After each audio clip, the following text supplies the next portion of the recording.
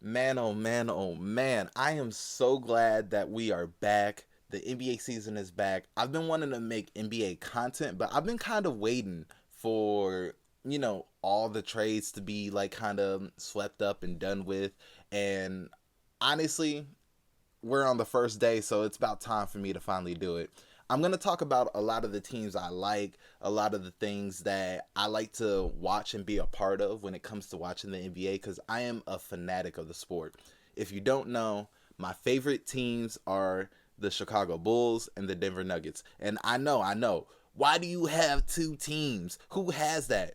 Well, I was born and raised in both states. I've literally lived half of my life in Colorado and half of my life in Chicago. Well, more like the suburbs of Illinois, but most people they don't know wherever you live whenever you say it, unless you be like, "Oh yeah, I'm like an hour away from Chicago." Oh yeah, I get it. If you know, you know. Yeah. So, needless to say, Nuggets and Chicago Bulls, I'm gonna always be the heavy supporters of. I think the Nuggets have a chance to really make it deep in the playoffs this year, but with all the progression of the entire league, I'm not gonna lie to y'all. It's kind of tough. It's kind of tough. Bulls, I understand. We just here. We living. We experiencing it. I'm here for the ride. It's whatever. But now, if I'm gonna be honest, these are like the NBA teams to watch past the Nuggets. Like, please don't feel like I'm disregarding the Nuggets at all. That's not a thing I'm gonna do. I love the Nuggets, and I'm gonna continue to watch Jokic this season. But other than that, because mind you, they actually got some good rookie talent coming in. Julian Strawther. I like the sophomore and Christian Braun and what he could do with more minutes now. And Zeke Naji just got his whole contract, which I'm hoping they make some good runs. But we're gonna go ahead and talk about the rest of the teams. Don't expect me to talk about the Bulls. We're really hoping for Lonzo Ball for next season. Quite honestly, that's what it seems like to me as a fan. But I'm just going to go ahead and rapid fire this. Celtics, y'all seen the trades. Drew Holiday and Kristaps Porzingis. There's no more stress in as a Celtics fan for I'm not saying I'm a Celtics fan, but as a Celtics fan, you should not be stressing over damn, who's going to take the shot? Is it going to be Jason? Is it going to be Jaylen Brown? They actually have the offensive help this year more so than defense, so you don't got to stress as much because there's going to be easy buckets being created, so that's a great thing to see. Suns, you got the triple, the it's KD, Devin Booker, and Bradley Beal. I don't need to say anything past that. They are all phenomenal scorers that all have led their teams greatly, besides Bradley Beal, but they have led their teams greatly off of their own work. It's gonna be a show to see. Lakers, god damn it! Of course, some shit play while I'm recording the video. Lakers, we gotta watch LeBron in these last seasons. I grew up as a fan of the game because of LeBron, and now I used to be a hater of him because I was a Derrick Rose fan, like heavy, but now I gotta appreciate every last moment I could get of watching LeBron out there on the court. This is probably the best team he's gotten in his previous years, and I'm looking forward to seeing what type of season the Lakers could post up and what could be his potential last dance. Because we all know it. We all know LeBron is recording a documentary. There's no way if they win a chip this year, this documentary is going to be massive. Bucks, it's freaky time. FBI, open up! Do I gotta say it again? It is freaky time. Clippers, I know a lot of people are out on them. I'm personally, if I see a Clippers game, I'm not necessarily clicking on it, but you do got to take into account that they've been dealing with a lot of injuries, and for the first time in what feels like ages, we have both Kawhi and PG healthy at the start of the season. So we're hoping, especially with the depth that team has, I hope we start to see some times where they play like 15, 20 minutes in the game as load management more so than being gone from the game as a whole. Because who knows with these injuries, if it's because they're not playing the games, where if they just get a little bit of activity and then just sat down, they could still do some stuff. Who knows? But that's just my opinion. 76ers is another team I would say I want to watch it on the Tyrese Maxey show. I want to believe that Tobias Harris is not going to throw up bricks this year. And I want to believe that Embiid isn't going to, disappear in the postseason this year. But who knows? It's a lot tiresome because it's 1 second it's Ben Simmons, next second it's Jimmy. Well, first it was Jimmy Butler, then it's Ben Simmons, now it's James Harden. So it's just like I feel bad for you 76ers fans. It's been consistently turmoil. It's y'all have an abusive relationship, and I don't envy that. I don't. Warriors, great. Who's gonna count out Steph Curry? Who really is gonna count out Steph Curry? And then having Chris Paul, it could potentially work. I'm looking forward to seeing what type of offense they're gonna like get into with Chris Paul a little bit more when as the season goes on, because what's shown now isn't going to be the same way come 30-40 games into the season. And I'm really hyped to see what they where they find their tempo with everything, because it's going to be a great watch. And I know Chris Paul has been very angry when he keeps hearing people be like, oh, can you keep up with them, old man? I'd be mad too if I was old and being told that I can't keep up with Steph Curry and them, when Steph Curry has been like consistently taking them down. But they teammates now, so we shouldn't be doing this. Kings. If you've watched the Kings all last season, you would know that they were so electrifying to watch, man. Absolutely electrifying to watch. It's a great watch all the way through. I also put them here because I went to a game with my dad last season, and it was the Bulls versus Kings. And guess what? De'Aaron Fox smacked the game winner on our team that night.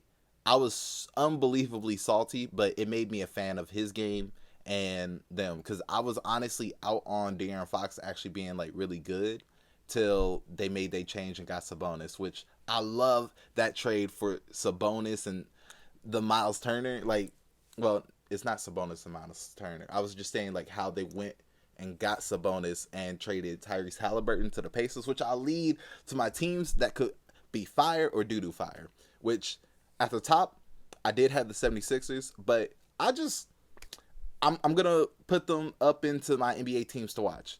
But I got the Pacers in it because, the Tyrese Halliburton show is going to be amazing. They got some great moves. They got Bruce Brown, Obi Toppin, a bunch of young guys, young cats. And honestly, you're going to see a lot of this in my teams that could be fire, doo-doo fire. It's just young teams. Young teams either dealing with injuries or coming in early. Like, we got the Pacers, we got the Pistons, we got the Magic, we got Rockets. I'm not a believer in Fred VanVleet. We got Trailblazers, which I'm very high on, and I can't wait to see what DeAndre Ayton does now, having a bit of a resurgence year with a whole new team, that he doesn't have to sit behind prolific scorers like KD and Devin Booker, So I'm really hyped in that. Pelicans, I'm hoping they could get past all their injuries. They're very much the baby Clippers, quite honestly. That's what it feels like. Clippers and Pelicans feel the exact same, and I'm just hoping the best for them. If you're not, there's no way you're watching this NBA season and not trying to catch a Spurs game to watch Victor Wembanyama. I'm going to try and pay for a ticket to go see him, whether it's in Indiana, Chicago, or Milwaukee. Those are the 3 states I know I have to try to see him. I'm going to try and catch that game in person. Yeah. I know I'm kind of like rambling, and I hope this isn't annoying or like anxiety inducing as I'm like really kind of rapid firing. But like, I want to just like really touch bases on every single team and what I feel about them. So we're going to go ahead and slide up to the wild card teams now, which, hey, Grizzlies, I feel so bad that they got to keep dealing with injuries. First, Brandon Clark of last season. Now it's Steven Adams again from last season too, because he barely played last season. Then you got to deal with John Morant in the 25 games. But I'm really hyped to see what Marcus Smart, Desmond Bane, and Triple J can do out there without, their main franchise player. I think that we can definitely see some massive change in the culture out there with Marcus Smart now there and seeing some really good defense. So I'm really hyped to see what that like ends up looking like. I have the Bulls on the wild card team because I want to believe that Zach LaVine has another gear that he's going to get into.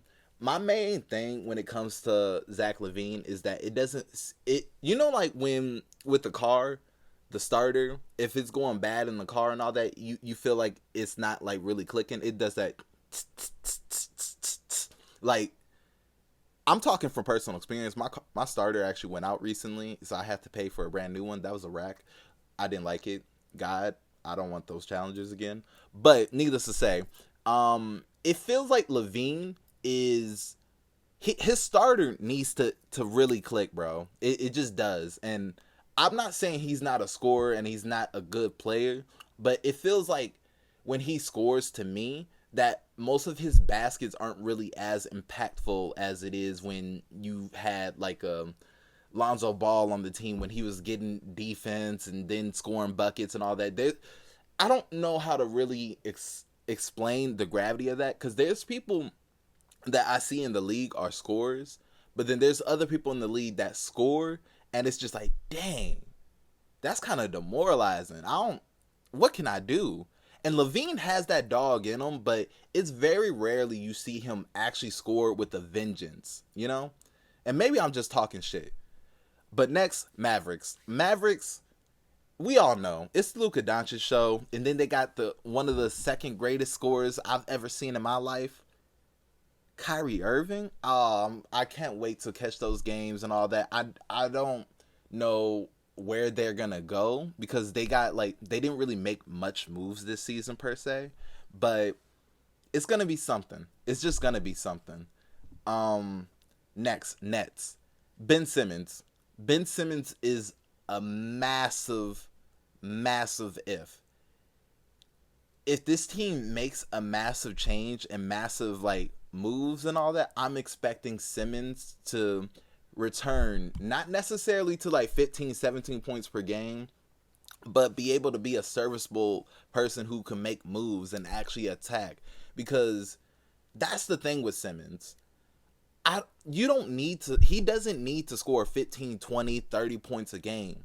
He just needs to make the right play and be able to, drive when people aren't expecting it and put pressure on the rim, make the right passes when like we all know he's a great passer. All we ever worry about is if Simmons is going to have that dog in him and really attack the rim. So here's the hope in that. After that, this is a team that I felt just like the Nuggets are not too far away from winning the championship, and this may be very weird for people, but hey, this is a wild card team for a reason. I'm gonna say the Cavs. I really believe in Donovan Mitchell. The only thing you really got to see the growth of a little bit more in is Evan Mobley and literally Garland. Like those two, they're good, but I feel like Mobley more so himself holds himself back, and I think he's really gonna make that really good movement upwards this season to really making some things shake. Garland, I have a bit of animosity for because there's been a couple of times where I betted on you, man, and you dropped me $1,000, bro. And I mean, it was only $1 I spent, but like, come on, man. Don't do that to me again. It really hurts. And I really believe in the Cavs really being good. Because in the East, there's not many other teams. And the talent on the Cavs is honestly up there, like top 3 in the East. I just now noticed I don't have the Knicks on here at all. I think the Knicks are a great team. I just don't know. And of course the Knicks, yeah, they did beat the Cavs and all that, but I just don't know where I would put them necessarily because, Julius Randle is somebody who's hit or miss. Jalen Brunson makes very impactful plays. RJ Barrett is somebody that you don't know whether he's going to be good tonight or bad. So that's something where I don't know where to place them at because I'm not going to say they could be doo-doo fire or fire. I just feel like they're kind of in the complacency kind of phase where it's just like they're making upwards moves. And I love love watching Knicks fans on Twitter going crazy, which we're gonna get into Twitter in a bit too. Um, we're gonna talk also about Thunder and Timberwolves. Those two teams, I believe, are kind of in the same tier, except we've all seen the Timberwolves made the playoffs last season, but I really want to say that the Thunder and the Timberwolves are neck and neck, where they can make things completely shake in the West. You got Shy finally getting the center that they was hoping to play last season, that had a whole year to train with NBA, people. I don't know why I can't come up with the right words right now, but he got to train with all NBA staff and be able to sit back and practice against Jalen Williams and various other people in the organization. He hasn't been sitting, and we just saw the Chet versus Wemby game. That's going to be something else to see what heights the Thunder can really reach now that they got that five that is so mobile, defensive, and can shoot at all three levels. It's going to be great. Do I need to really say much about the Timberwolves? The Timberwolves, everybody's hoping that Rudy Gobert has a really good bounce back season, quite honestly. A lot of people don't believe in his talent, but I like to believe that Gobert has a great opportunity to really prove himself alongside with Cat. I feel like Cat has to really get Cat is at that level where he was playing at like a traditional five with a little bit of a hybrid role of shooting. But now with Chet and Wemby in the league, where we're going to see a lot of like dribble handoffs with them, I would like to see if the Timberwolves are going to let some handoffs to Cat happen and see what he can do with the ball in his hands, because there could be a lot more to unlock there. Who knows? Last things I'm going to talk about with in regards to the teams is I'm not going to lose sleep over watching the Hornets. It's going to be nice to watch highlights of LaMelo and like Brandon Miller and all that, but that team has been a dumpster fire by like just shit happening nonstop there, and I'm not going to sit back and talk about the crimes that have been going on and all that stuff, because hey, I get it, we're human, shit happens, people's emotions, you shouldn't be doing what you're doing, but hey, it is what it is, life happens. Wizards, I want to watch the Jordan Poole show, but I'm not gonna lie, it's gonna be some horrible basketball played right there. I think they're just gonna let Jordan Poole do whatever, and Kuzma here and there. They're just gonna be like that tag team duo, just rocking nice fits before the game and then kikiing throughout the game. So it's gonna be something. Hawks, I'm sorry, I don't enjoy watching Trae Young right now, and I'm trying to work out of that, because Trae Young could be a really good player. Hawks could be a really good team, because I was a huge fan of DeJounte Murray and Sadiq Bey, but I want to see more. I'm going to watch. I'm not going to discriminate against NBA teams this season. I want to watch everything, but I'm just saying the Hornets, Wizards, Hawks, Jazz, and Raptors, I'm not losing sleep over them. I'm not losing sleep over them at all. I don't care if I miss a game, but I'm going to try to catch every game some more. I want to catch at least 82 games this season. Like, past watching just my Bulls, I want to be able to watch multiple teams and be able to be more on it about it all. So after all that, I want to just go ahead and suggest some YouTubers to watch that are also huge fans of the game. I want to start off with Kenny Beecham is the GOAT. He talks about all basketball, and it's just frankly great work. He talks about everything the way he see it, just super normal about it. I mean, I really can't say much other than just watch him. He's a fan of the game. He's a fellow Bulls fan, so that's cool too. I would also say I grab a lot of inspiration from this other creator, much more knowledgeable about the game than I am, and I'm going to go ahead and share a bunch of channels that are also super knowledgeable about the game. But A Funky Diabetic, the way he just talks about the sport and just straight to the point, I think that's something that is worthy of just like listening to in between games and all that. He's a Celtics fan. It's great to watch that stuff. Past that, if you want to learn more about the game, I would definitely say watch channels such as B-Ball Breakdown, Thinking Basketball, Get Gooder at Basketball, Daniel Lee, and those guys they break down the game, a lot of the picks and rolls and the different type of play styles, and those guys are really great at breaking down the game if you want to really truly learn about basketball. So that's a great thing. um Other people who make like great videos and all that, I would say, is the Mike Korzemba, Jimmy High Roller, where they make things about the current day, whether it's about a player, the stats, and things to make you realize how awesome a player really is, to really take in appreciation. So those are some channels I would say. I would also say if you want to watch something more historical or people that post highlights, because I don't follow the NBA on YouTube. The NBA on YouTube posts way too freaking much, and if you subscribe to them and watch everything, I respect you. But for me, whom has like YouTube Premium and all that, seeing 17 videos a day is not, it's not any way to digest content.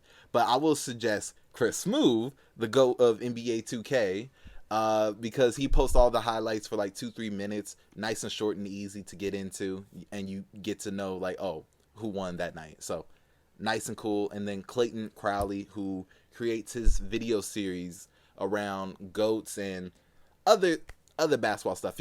If you love basketball, these are some channels I would definitely suggest. And other than that, I think Twitter is another great way to take in some people.